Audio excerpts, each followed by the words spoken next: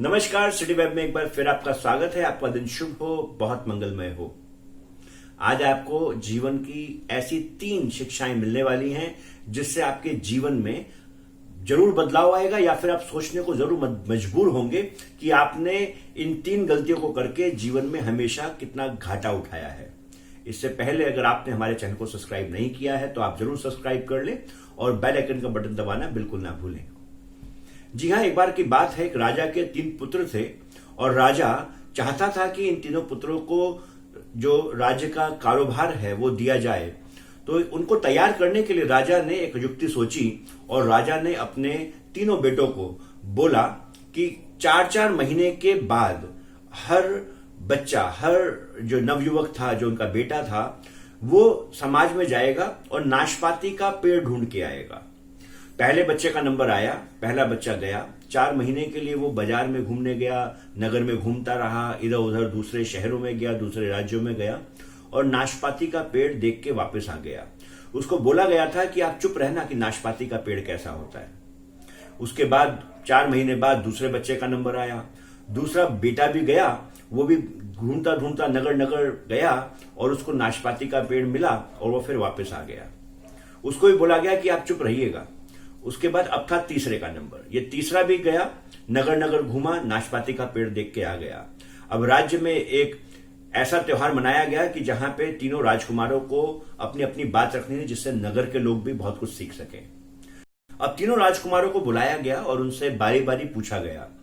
तो पहले राजकुमार जो सबसे पहले गए थे उन्होंने बोला कि नाशपाती का पेड़ बिल्कुल नंगा होता है, उसमें कोई भी पत्ते नहीं होते, बगैर पत्तों का होता है, बिल्कुल सूखा हुआ सा होता है। दूसरे राजकुमार को बुलाया गया, दूसरे राजकुमार ने बोला नाशपाती का पेड़ होता तो हरा भरा है पर उसमें नाशपाती एक भी नहीं लगी थी। तो नाशपाती का पेड़ पत्तों पत्तों वाला होता है पर फल उसमें कैसे आता है मुझे मालूम नहीं है। अब की बार तीसरे वाले राजकुमार को बुलाया गया और तीसरे वाले राजकुमार ने कहा नाशपाती का पेड़ हरा भरा होता है, मोटा तना होता है, बड़ा खूबसूरत दिखता है। पहले उसमें सफेद रंग के फूल आते हैं और फिर उन फूलों से नाशपाती निकलती है और बड़ी सुंदर मीठी नाशपाती लगती है। अब राजा ने बोला कि आप में से कौन सही है, तो तीनों राजकुमार आपस में झगड़ने लगे। अब राजा ने तीनों को ही चुप कराया और बोला कि आप सभी को चुप हो जाना चाहिए, मैं आपको बताना चाहता हूं कि आप तीनों में से तीनों सही हैं। राजा ने कहा कि आप तीनों क्योंकि अलग अलग समय पर गए थे तो आपने नाशपाती का पेड़ ही देखा था पर तीनों पेड़ों की दशा अलग अलग थी। और मैं आपको राजकुमारों ये बताना चाहता हूं कि इससे हमारे को एक शिक्षा मिलती है। वो शिक्षा हमारे को ये मिलती है कि आप देखिए कि सबसे पहली शिक्षा यहां पर यह है कि जब आप गए और नाशपाती का पेड़ आपने देखा तो वो सूखा हुआ था।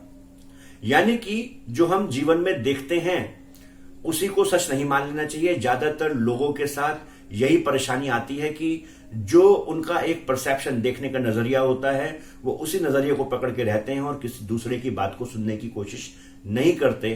तो उनको लगता है कि जीवन में जो उन्होंने देखा या जो उन्होंने अनुभव किया वही सत्य है। जीवन का कोई भी सत्य अनुभव करने के बाद भी शायद हम उसका एक पहलू ही जानते हों।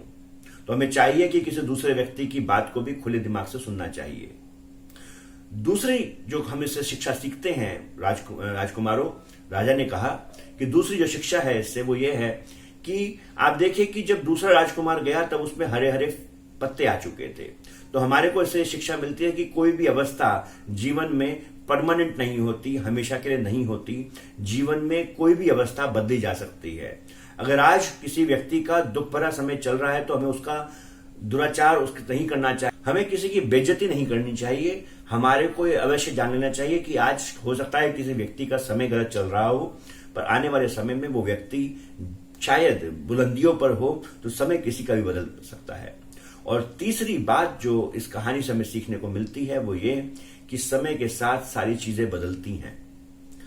आज अगर हम देखें, आज हम जैसे भी हैं ये समय के साथ ये भी नहीं रहेगा, अच्छे दिन भी आएंगे और हमारे को अपने जीवन में उन अच्छे दिनों को भी विश्वास करना चाहिए कि वो अच्छे दिन भी हमारे जीवन में जल्द आ जाएंगे।